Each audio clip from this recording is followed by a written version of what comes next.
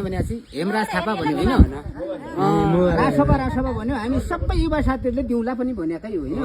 तर हेमराज भनेको नेता को हो, कस्तो कार्यक्रम छ होइन, कस्तो विकास हुन्छ भन्ने कुराहरू त थाहा भएन, नेता पनि चिनेको छैन होइन। त्यसैले अब चुनावको बेला कोही पनि आएन, दिउँला धेरैजनाले भन्यो हो कि नै, युवा साथीहरू धेरै थिए।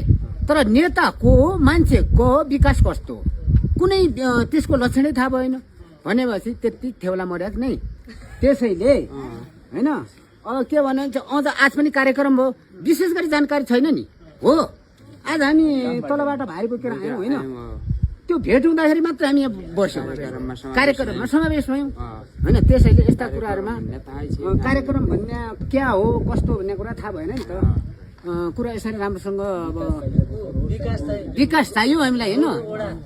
जसले विकास गर्छ हाम्रो ओडा पनि छुट्टिनै पर्छ।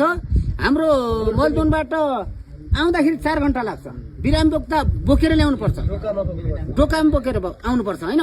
विशेष हामीलाई यातायातको सुविधा हुनु पर्यो, त्यस्तो नेता चाहियो, त्यस्तो विकास चाहियो। ओडा अनिवार्य हुनुपर्छ भन्ने हाम्रो लक्ष्य छ होइन। चाहिएन कुरो यति हो त। धन्यवाद ल।